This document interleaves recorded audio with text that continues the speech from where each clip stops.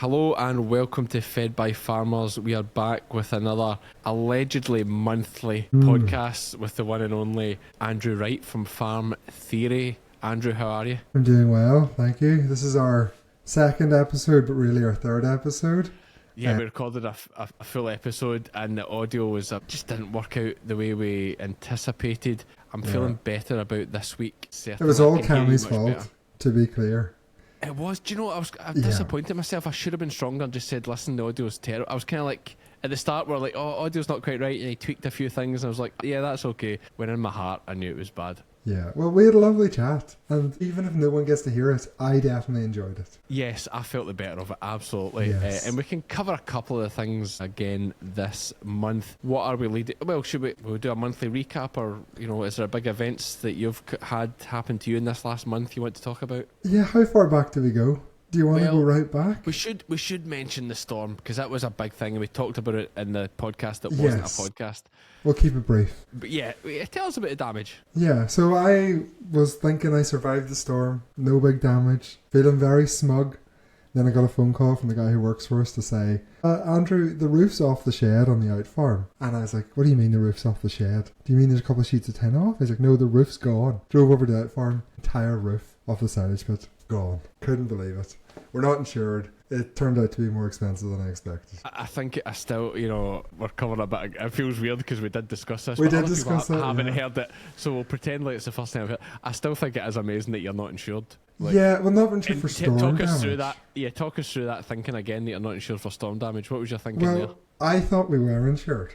Okay, so I was very relaxed about it at the time. I was like, oh, it's fine. We're insured. I'll not worry. But in the back of my mind, I was like, I wonder, are we insured for storm damage? And then I phoned up and they were like, no, you're not insured for storm damage. And I was like, okay, right. But it's one of the things, £700 a year. So if you think this is like a once in a 30-year storm, I've actually saved money. Do you genuinely believe it's a once in a 30-year storm? The last time was 1998. That's when it was. I understand that. Yes. But do you think it's a once in a 30-year storm now? Do you think it'll be 30 years before we see something similar? I don't know. I will say that it was entirely our own fault the roof fell down. And I can now admit that because I'm not insured, since I wrecked one of the supports with the buck rake. So it's like, you know, if I hadn't have done that, it probably would have been fine. So I still don't think I should pay for the insurance. Interesting you say that. I ripped one of the gates off my For Williams stock trailer this morning with the forklift. Mainly because I had Jock sitting on my knee and he whacked the joystick. Which I get why health and safety say they can't be in the cab, but I will die on the hill that says they are far safer in the cab. They should always be in the cab. Yeah, absolutely. Like I cannot. Like the stress I feel driving that forklift around the yard when the kids aren't there, because even if I know they're with Lizzie, I'm still worried they've snuck away from her or virtually. Yeah, it's crippling. There's horror stories. I cannot move an inch. Like I'm crawling everywhere, looking about, worried. See when I sit in the cab, supposing we rip the odd gate off an I for Williams trailer, I'd still prefer that over. I like how you blamed your child for that when really, let's be honest. It was mainly me. Yeah, it was mainly me actually. But Lizzie was there, so I had to think fast and blame Jock. And listen, he'll get over it. What else? What's your news from the last 6 weeks? Take your pick. A good question. We had very limited storm damage, not many problems there. I suppose the biggest event that we've had, or the biggest disaster that we've had, is we bought 5 beef shorthorn cows. That's right. And it started with a dead calf. So You're I'm a all beef like, farmer now. The beef game. This is the game. This is where the money is. You know, like it's going to be great. And then the first one threw a dead calf, and now like no matter how good the rest of it goes, I'm going to be minimum 20% losses. Yeah, that's the reality. Yeah, livestock is not as bad as sheep. Like, you know, sheep try to die. At least with cows, they sort of, you know, if they die, you're kind of doing something wrong. Maybe. Yeah, well, that's it. And I do say, like, and I still kind of stand by it, although it was quite a faff trying to deal with this cow, and I had no facilities and no idea what I was doing. But cows, I'm still going to stand by it. Cows are easier than sheep. Yes, I'm saying that here. Absolutely. I'm not particularly dairy. Dairy's very hands-on and constant work. Yeah, but beef cows are easier than sheep. I stand by it. And does this mean we get to witness Cammy Wilson doing silage this year? Yes, Wow. yes. I have 2 pits to fill. Wow. So we can compare silage. I am so excited for your first silage sample and the look of disappointment on your face. I had soil samples taken the other day from one of the fields we're going to use for silage. So I have a 50-acre block just near the farm that I was going to use, and potentially some ground at the farm as well for the pit. That's a lot of silage for five cows. But I have plans. I have You big have plans. Big plans. Right. Well, one plan is that we're going to do bed and breakfast on the slatted shed. Like Okay. I think that could be. Ironically, it's the oldest, poorest state shed on the farm, but potentially it could be our best earner. Yeah, it pays a lot. I had to put cattle into bed and breakfast last year, and I was horrified how much money I spent. What did you pay? What were you charged? Oh, this is embarrassing. Right, okay. Come on. So, around here, it's like fairly normal that you'll get them in for like £1.20, £1.40, including being fed and silage, but no meal. But Okay. I worked it out, and if it costs you £1 a day in silage, why is someone doing it for like 20 or 30p? It doesn't make sense. So the guy I went to, I was struggling to get someone, but he asked for £1.80. And I was like, that's actually a fair price. So I give him the £1.80 an animal. Because then I worked it out. It didn't make sense for anyone to do it for less. But it did end up costing me a lot of money. You're talking about £12 per head per week, roughly £1.80. or something. Yeah. So So- I had like 40 animals in for like 4 or 5 months. Yeah, see, now I had in my head that the way the job's going, strengthen the job. I had in my head you could push almost to £15 per head per week in breakfast. That's maybe. £2. That's £2.10 roughly. Is it? If you Something make like good silage, this is what I concluded at the end of this all. If you make good silage, absolutely worth £2 an animal. If you Right, make okay. bad silage, I wouldn't even pay £1.50 because I'm still having to pay for the meal. So the extra meal to make up the difference in good or bad silage is actually massive. Yeah. So- And by good silage, you want high protein. High protein, high energy. Yeah. Yeah. What makes energy? Cutting short, cutting sweet. Basically, cutting 4 times a year is kind of... If you're going to be doing really late first cuts, you're going to really struggle. Hence why you're going to really struggle. Yeah, well, I was thinking potentially 2 cuts. I've 2 pits. I was thinking. No, maybe you can't. No, you cannot make good silage on 2 cuts. Right, You okay. cannot. It's not possible. Well, I definitely can't do any more than that. I'll do I your just- nutrition. I'll do your Right, nutrient. you keep it right. Right, we'll review this. I'll show you my soil samples when I get them. I'm still waiting, and we'll see what needs to be done. We can make it a group project. We can all work together. This and can be our help monthly Cammy. catch up.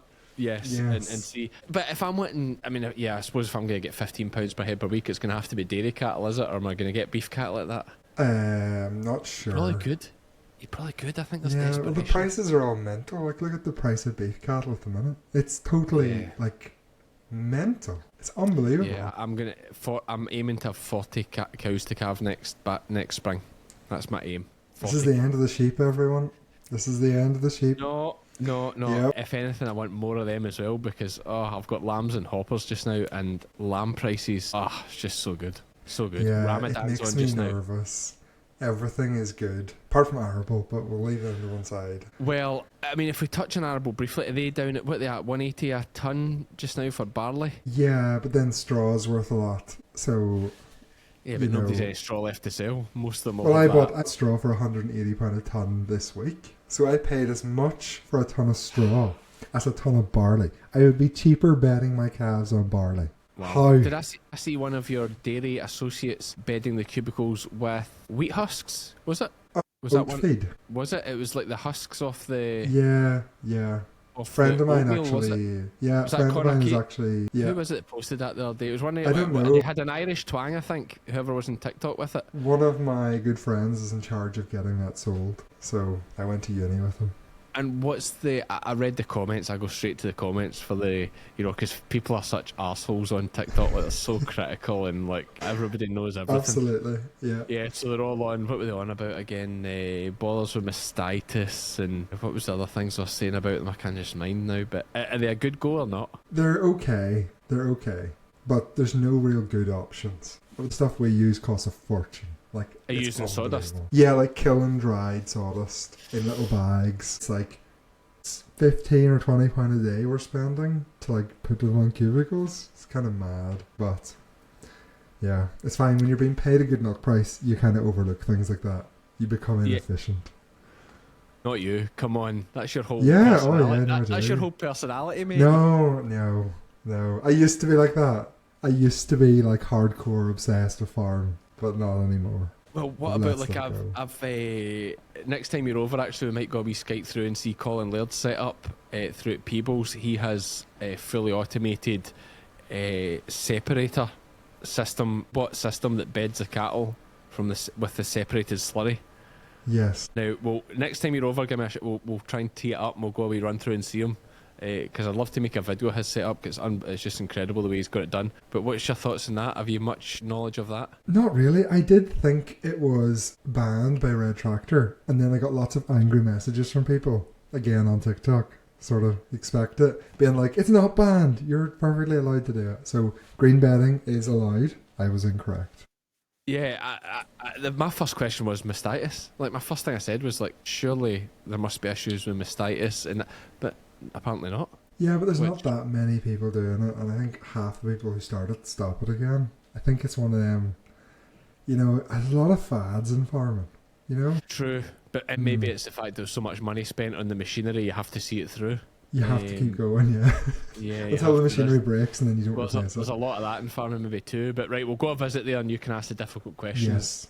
Yes. Right, we need to get on to the current affairs. Absolutely. We said before this, we're going to keep this at 45 minutes just to keep it short and sharp. I made a TikTok before this, and I described this podcast as a current affairs podcast. Right, okay. That's we have to deliver. To be fair, currently you're paying a lot of money for bedding, so it wasn't that is true. Disgusting. And you have 5 beef cattle. And I currently have 5 beef cattle, only 4 of them still in calf. Heartbreaking. We can be positive. What is our first topic of concern this week? Well, I think the big news from this week, actually like yesterday, was that the SFIs are gone, which is a big change for our English counterparts. Yes, I saw big uproar on the old socials. I suppose the headline act of most of the uproar and protests and what's been going on is Mr. Ollie Blogs. Yeah. Ollie Harrison. Quite a dramatic post from him this morning. Always a dramatic post when it comes to things like this. Yeah. I think to briefly quote it, he was going along the lines of, should we go full French? Yeah. But a lot of people say that. I've heard this so many times, but no one has a credible plan as to how that happens. I mean, farmers to action. I mean, I love them. They're great. But again, like usual, all chat and no action, really. Like when you boil it all down. That was like me when I was single. I don't know. It's not an option. It's just it's not. We're not organised enough. We're not united enough. It's an easy thing to say, but where do you even start? Yeah, I probably do agree on the not united enough. I think that's correct. I mean, like, I personally wouldn't want to get involved. And I'm just being honest about that. And I think the difference between us and say France and Germany, when they were protesting the red diesel changes that were coming in, the tax on fuel, it's a massive arable country where, I'm not saying, probably the majority of farmers are arable. They have a lot of employees, they have a lot of tractors, so every farmer and his employees were out in every tractor they own as a united front. We have massive livestock, especially Scotland, Northern Ireland. Massive livestock country. It's a cultural thing. Like, I find, I was reading an article about an Irish family who moved to France, sold their farm in Ireland, and bought a 1,000-acre farm in France. And one of the things that they said, one of the best things about moving to France, was that there's not other farmers trying to outbid them for every acre of land. That there's a sense of like everyone works together. It's not competitive. Whereas in the UK and Ireland, I think especially in Ireland, it's literally like super competitive. Like, you're bidding against your neighbour, like only one person can win, and that does not lead to a unified industry, like, which is the issue. Yeah, but there's no real way, with shortage of land, like, I mean, there's a big difference in the size of France and the size of Ireland. Exactly. Hit the nail on the head. I don't think there's much. That's not farming life at the Forge. No, it's a different family, but they're very good as well. Because there's a YouTube channel, based on that. Honestly, it's getting to the point I might move, sell up and move. Not France. No, not really. Come to Ayrshire, mate. We've got hundreds of Northern Irish people definitely here. Go to America. 100%. Would you? The land of Trump and freedom. Maybe not too expensive. I was speaking to a boy the other day who was looking at dairy farms in Iowa or something like that. Not crazy expensive. Yeah, a lot of misconceptions about American dairy farming. Do you know the average farm size in Iowa is something like 100 cows? Like, it's not what you think. Yeah, it's Right, not okay. big. Yeah. There's mega farms, that's what we hear about. Yeah. But there's a lot of small family farms still in America. We had the Ohio State University here at the farm for a visit today. They have a big agricultural school at Ohio State, and 40 students here today for a little walk round and asking questions, and they were class 40 actually. Americans. 40 Americans. Wow. Very enthusiastic. They were class. You must be man. wrecked. I'm a big, I am a big America fan. Yeah. I must admit, I do. I like them. I like a lot of the stuff they do. You're talking about farm size here. Do you know where the largest? What country has the largest average farm size in Europe? I love a challenge. Surely it's Ukraine? Does it count as in Europe? It probably does, but it's actually not. I don't know It's then. Scotland. That's cheating. That does not said count. that. You have a I couple said of it was huge cheating too. farms with like hills. Exactly. I said it was cheating too. Yeah, we have so many of these like 10,000 acre farms where it's all like you can run 100 sheep on it. But it is a statistical fact, which I was shocked when I was asked that question. 100% ChatGPT in that after. Yeah, check. Well, true. I have not fact checked it. I just took it as gospel when it was. I felt I could trust the person that was telling me that. Yeah, but I think I guessed France. Yeah, I think the SFI thing is kind of like another nail, another dagger into farmers. I was looking at, I think it was Ali Hunter Blair had a post up about it today on his Facebook, and there was a lot of negative comments, but there's one positive comment showing about the small print that says that they will be open again for 2025. Yeah, they basically got oversubscribed and ran out of money. But is it any wonder oversubscribed? Is it not an absolute breeze? Is it not like, tell me if I'm wrong here, you're literally just like paid to do nothing? I didn't want to say it, but well, I'm a sheep farmer, I can say it. Yeah, it does seem like it was fairly generous. But obviously you don't want to lose that. And to be fair to our English colleagues, we still in Northern Ireland just get our single farm payment. So we don't have to do anything. That is a so we're better off, so we are not ones to talk. Yeah, no, and I fully accept that. It's not as if they still have the subsidy, the standard support payments as they were, and this. It's like this was to replace it. Now it's cut off and limited, and they've run it. They've overspent the money because obviously everybody wants involved in this. It's like it's a badly designed, unfair government policy. Who would have thought such a thing could exist? Is that possible? Yeah, I think the whole thing. But I think maybe I was going to say positive thinking, probably more negative thinking. Really feel, and I remember doing talks, years ago, and I used to do the NFU things and all that, and people ask about the future of farming. I used to always say, give it 5 or 10 years, and the farmer will be the hero again. And I used to always say that because I just thought the way the world's going, like this pushing for climate change and all these things, which I'm not. We're now starting to see with beef prices, with turmoil around the world, that more and more people are thinking about this food security and what actually happens when shit hits the fan. Can we look after ourselves? No, I've done 5 or 6 like sort of public facing videos in the last 2 or 3 weeks, and the reception from non-farmers has been genuinely eye-opening. Like they want to support farmers, and I think farmers have in their head that they're sort of like the enemy because of all the negativity around, like farmers not paying their taxes, they're bad for the environment, they're responsible for like 10% of the UK's greenhouse gas emissions. That sometimes farmers need to just remember that they are essential. Like, they are genuinely essential. And also to remember that the people that are writing these comments on Facebook and social media, this pay your taxes, etc., that they don't represent the population. Like they're knuckle draggers. They're activists. Well, most the taxes one particularly. Okay, the climate change one, maybe a bit more of that. But most of these guys going on about pay your taxes, they don't pay any taxes. Yeah, they're knuckle draggers. They're just Another thing is they probably don't even vote. No. They're just guys that just want to be smart asses on social media.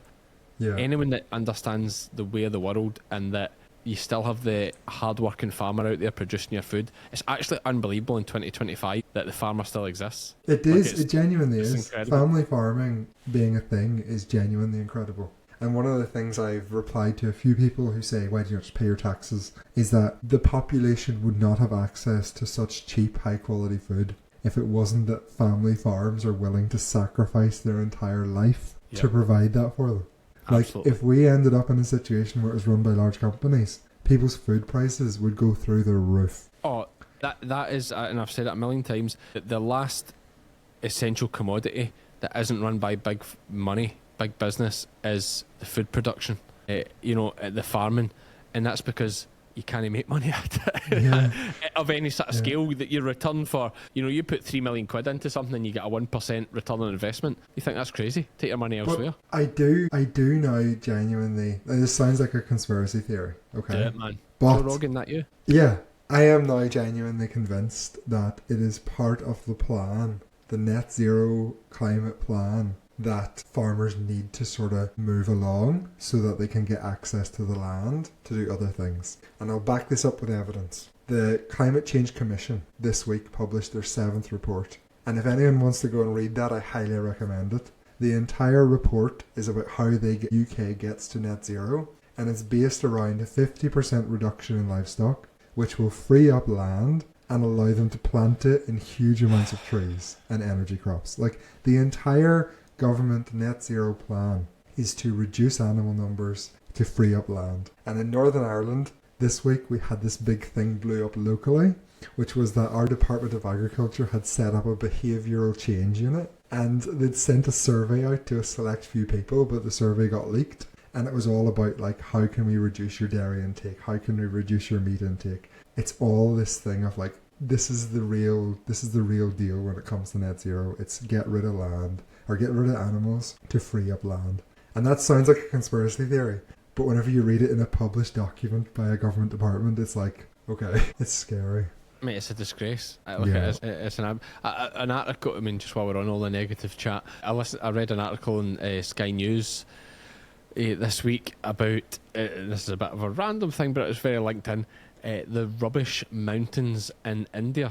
So they have these the literal mountains of trash, and what's happening is all the people in the surrounding areas are getting terribly sick because of the toxic fumes coming from it. And the tons and tons of methane that these rubbish heaps are emitting into the atmosphere make what we are talking about in the UK seem absolutely ridiculous. Like, it's insane that we are fanning about doing the things we're doing and cutting off our nose to spite our face in a lot of ways when all this stuff's happening. Yeah. We'll spin it to a positive. And the positive in all this is the public are 100% on our side. Like, the public will not pay. They're over it. They're genuinely over it. They're over this climate, not this blaming the farmers nonsense. They realise this is a lot of nonsense. Like 2 weeks ago, I went to an industry conference about ESG and dairy. So ESG stands for Environmental Social Governance. It's kind of like woke nonsense, if you want to call it that, right? And I went to the conference because I sent the guy an email being like, this is dead, wake up, no one supports this. And then he called my bluff and invited me to go and sit in a panel. So I was in a room, a very hostile room, okay? My first time experiencing that. Hostile towards you? Yes. Yeah. Oh, yes. But I did get some really good points that I genuinely do think hit home. And one of the main ones I think landed was that the consumer is not paying for this stuff. And everyone in the room knew that. They were like industry, they were retailers, like they've come to the same conclusion that the consumers are not willing to pay for low carbon food. You can draw a huge number of examples to prove that. My favourite one is that Beyond Meat's share price is down 98%. I mean, that makes me so happy. Okay? Love it. But their response to that in subsequent panels was that, well, the consumer doesn't have a choice. We're going to make them pay for it. And that really, that's the one thing which sort of makes me a little bit nervous, is that the government and politicians have put a lot of their capital into this. And the people at the top of our large retailers and processors have put a lot of capital into this. So even if the public and farmers say we don't want this, we might end up still getting it. Bovaer could be point in case. Yes. Bovaer's going to happen as far as I can see, because they're building a multi-million pound facility here in Ayrshire. Yep. To produce it. So the ship has not turned. No, they're not doing that on a whim. They're doing that because they know it's happening. Yep. And I mean, that is what They probably can just make not even make the public pay for it as such. They just, who pays for Bovier? I suppose the farmer pays for it. Farmer pays for it. And the pays Bovier thing is, like, and I've said this to countless, like, climate scientists and politicians and industry leaders, and they never have a response because they've never thought about this. But for a farmer, I would have to pay for Bovier forever to get a carbon reduction for just 12 years. Yeah. It's the only example of that. The only one. It's the only one. Your video was spot on about it, is the fact, methane, last 12 years in the atmosphere, you do get a reduction, a significant reduction for the first 12 years, but then after that, you're like on a life support, you have to... £80 a cow a year, that's what it costs. Just to break even, just to wipe your face and stay where you are. And that's at the minute, before they have demand, and before they have market capture. So and then once they've got you, they can set the price wherever they like, and you're chasing. Another little interesting tidbit, which is sort of adds to this, and it's a very conspiracy theory, but it promises true. The same company which is invested in DSM, who makes Bovier, is also invested in a fake meat company. So the issue with the fake meats at the minute is that the margins are not there because they're so expensive. Mm-hmm. And it would be pretty convenient if you did push the price up of the natural option, because it makes the synthetic option then a viable business. I'm just saying, it's maybe not a coincidence. That beef has gone up in price, you think actually might be to push more people towards alternative meats? I don't think that's it, but I think if they make it more expensive, it does make the meat-free options no longer a big premium. Maybe they're just on par. Yeah. I mean, I think wealthy... I mean, the reality... I mean, there's a lot of poverty in the world, but the reality is people are, in general, getting richer, which will help lift the price of everything, of course, in general. But, like, people with money are always going to want beef. Good quality meat. I think the big thing has been the fitness trend. I think it has genuinely transformed dairy and the beef industry. For the first time... I looked all this up, by the way, before I went to the conference. That's why I know all this stuff. But for the first time in like 50 years, red meat intakes in young people has increased and not decreased. And it's because of the whole fitness thing. And like whey protein 10 years ago was fed to pigs because it was worthless. And now it's worth way more than cheese. Like, such a big like growth category, and dairy and beef have capitalised on it. Mate, quark is the game. Like a high protein quark, well, we bit from Aldi or whatever, that. Well, I have one a day at least. Yeah, 25 grams of protein in a shot, and it's just this product. What would it, Graham's Dairy from Scotland. Their lemon cheesecake one is genuinely unbelievable. Shout out to Graham's, big popular brand here, of course. Yeah, fantastic. So that's all the conspiracy chat about the state of things on that front. What else did we have on our agenda this week? We had global politics, Doge, tariffs, trade wars, stock markets, and energy prices. Now, where do you start with that? Yeah, I don't think. I mean, geez, we're already 30 bloody minutes in. I know. We can't. You and I cannot speak without. With you being a Musk fan, as we discussed in the previous podcast, we cannot chat without talking about Musk, if not Trump also. Yeah. Are you still a Musk fan? Absolutely. I am genuinely trying desperately to convince my wife that she needs to change her car for a Tesla, just so I can support him, because the Tesla stock crashed 15% yesterday. How many 86 billion, how much did it knock off? 180 billion, was it? Yeah, it's nearly 200 billion. Yeah. The stock price is down 50% on like 6 months ago. 50%?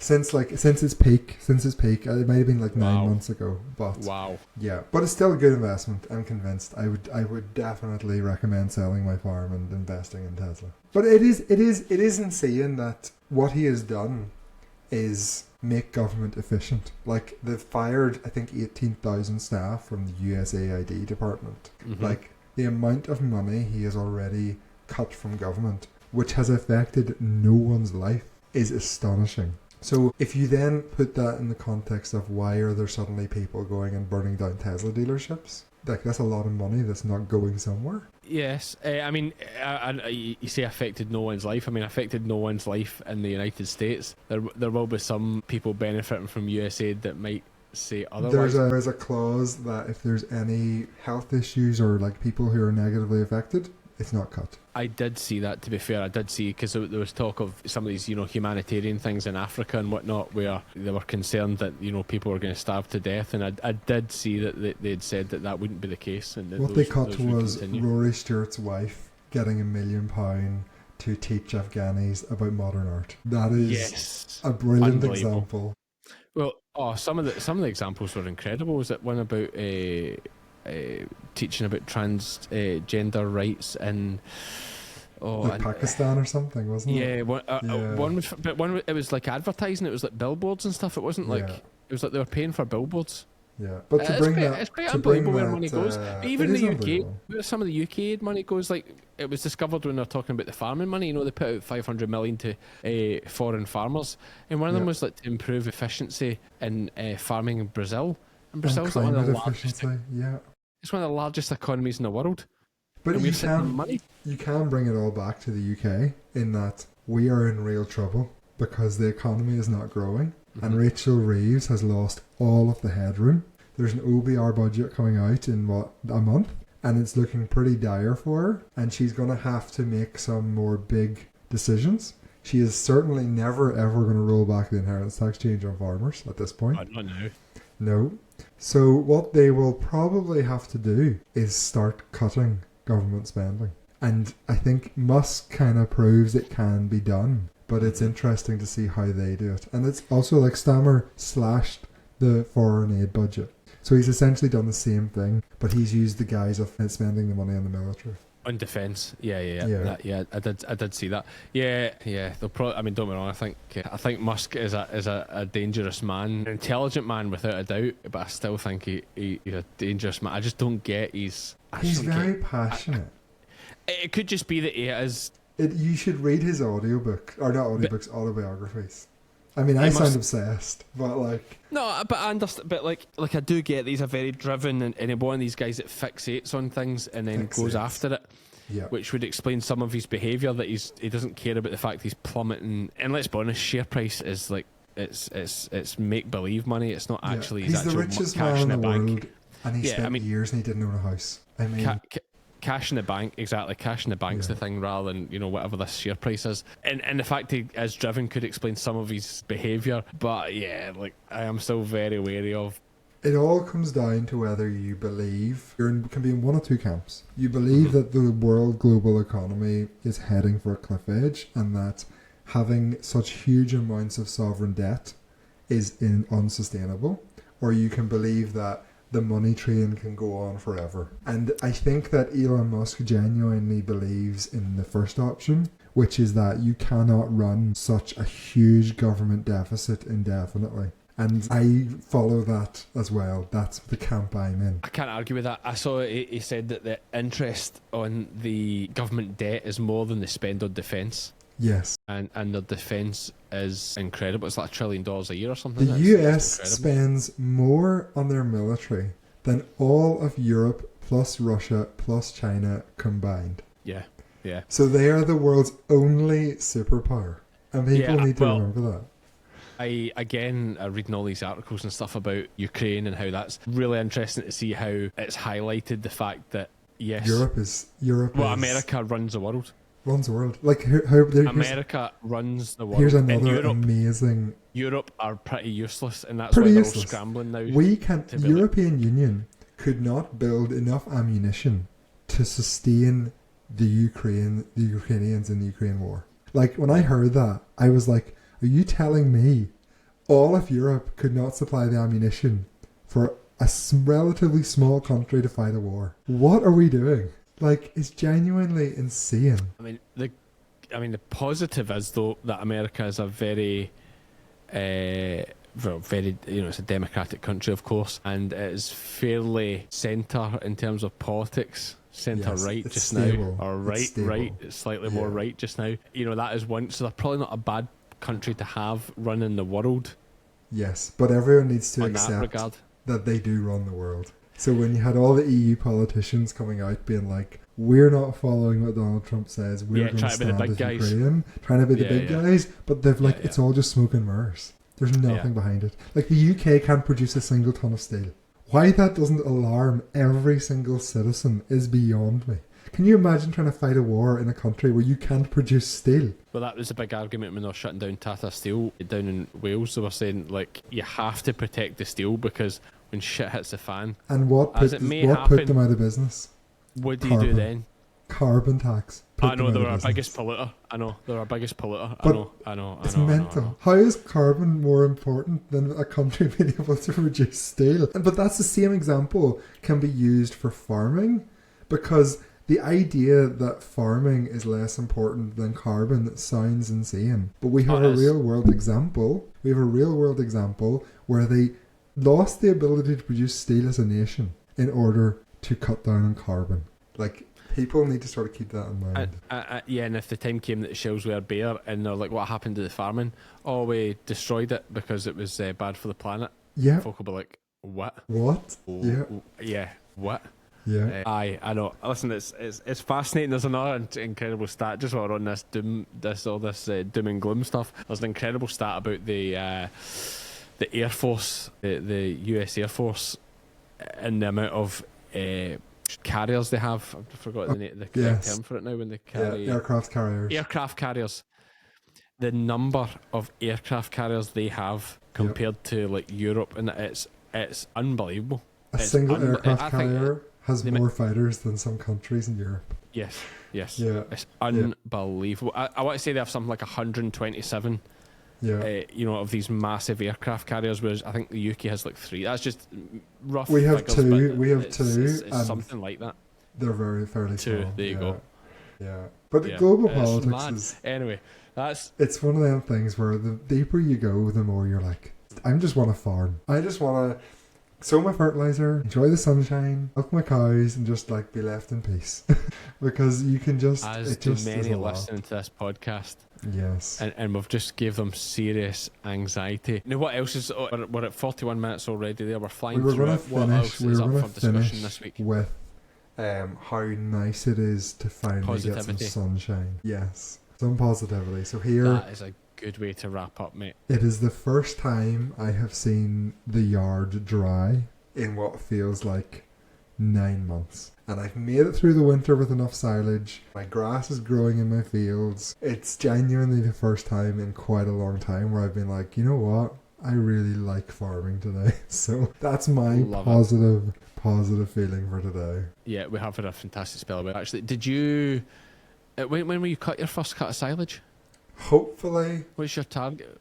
There'll be some of it will be cut at the end of April, is the plan. And then most of it will be cut. Okay, it's quite a while yet then. Yeah. Right, I thought you might be earlier than that. No, that is early. You cannot go earlier than that. You're literally cutting nothing. Probably first week in May. Did you see there was someone on social media the other day cutting silage somewhere? I want to say it was in Wales. That's not real. That's people who didn't get the cut at the end of the year, and then they're like, "Oh, I gotta pay this bulk." Yeah, I'm very bitter about people. They should have put sheep on. No. Yeah, they should have put sheep on. That's what you're saying. No, definitely not. But I have an extra consideration. Thicken out the grass. Sheep farmers are the greatest con men ever. We'll not get into that negativity. But I have an extra consideration as to when I have to do my first cut this year, because my wife is due, I was going to say calve, if I said that I'd be killed. She's due to give birth at the start of June. So I have to make sure that I leave my first cut late enough that my second cut will be after the baby's born. So it's a little bit more complicated this year. I like it. How many? You've got 2 kids already, is that right? Or how many have you got? 2 already, yes. Yeah, so this is your 3rd, just to try and keep up with us. Yep, I understand. So, yeah, we're at 3 as well. I think 3 is definitely plenty. I think just in terms of logistics of vehicles and everything else, it's plenty. So that is the end of the podcast for this week. We're wrapping up anyway. We're being positive, talking about childbirth and numbers and population growth, etc. Hope you've enjoyed that one. If you'd like to hear more, do let us know in the comments. A bit more serious and into some political things and whatnot there. It's good to talk about it. Something different than what we usually do. Hope you've enjoyed it. I've been Cammy, he was Andrew, and we're all fed by farmers.